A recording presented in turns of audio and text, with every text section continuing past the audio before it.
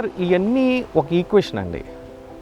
దీన్ని కరెక్ట్గా చెప్పాలంటే ఒక పూసల దండ తీసుకోండి, ఒక పూస తీసేయండి, ఈ మిగిలిన అన్ని పూసలు పొజిషన్ చేంజ్ అయినాయి కదండి, ఒక దాంట్లో లేదు కదా.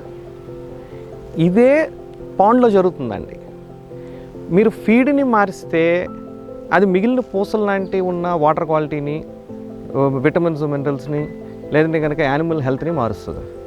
మీరు D1 అనే పూసను తీసారంటే ఈ మిగిలిన పూసలన్నీ డిస్టర్బ్ అవుతూ ఉంటాయి. డిస్టర్బ్ అవడం కాదు, పొజిషన్స్ చేంజ్ అవుతాయి. సో ఎప్పుడైతే మీకు ఒక కామన్గా ఒక సెంటర్ గార్డ్ ఉందో, the hub, the ecosystem, the 366 kind of an aquaculture operating system అనేది అక్కడ ఉందో, ఈ పాయింట్స్ అన్నీ కూడా ట్యాండమ్గా పనిచేస్తాయండి. ఫీడ్ వేసేస్తున్నాం కానీ DO తక్కువ ఉంది. మెషిన్తో ఫీడ్ వేసేస్తే DO తక్కువ ఉన్నప్పుడు ఏదైనా రొయ్య మెషినే కదా సార్, మీరు హ్యూమన్ బీయింగ్ని మార్చారు. అక్కడ అలా కాదు, DO తగ్గినప్పుడు అసలు నా మెషినే ఆర్టిఫిషియల్గా ఆలోచించి, ఒక హ్యూమన్ బీయింగ్ లాగా ఆలోచించి, ఈ artificial thing should stop giving the feed, right?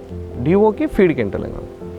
Now DO లేదు, ఏరియేటర్ నేను టైంకి ఆన్ చేస్తానంటే ఎలా కుదురుతుంది? లేనప్పుడు ఏరియేటర్ ఆన్ అవ్వాలి.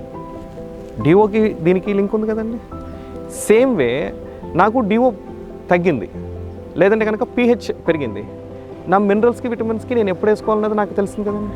ఇప్పుడు ఒక షింప్కి ఒక స్ట్రెస్కి గురయ్యి ఒక సర్టెన్ క్యారెక్టరిస్టిక్ చూపిస్తుంది, అది DO వల్ల pH వల్ల అన్నది మీకు వాటర్ క్వాలిటీ చెప్తుంది. మీరు దాన్నే కదా చూసుకునేది.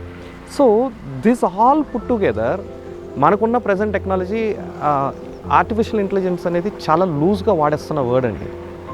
ఇక్కడ ఆర్టిఫిషియల్ ఇంటెలిజెన్సే తీసుకొచ్చి పెట్టాలని లేదు.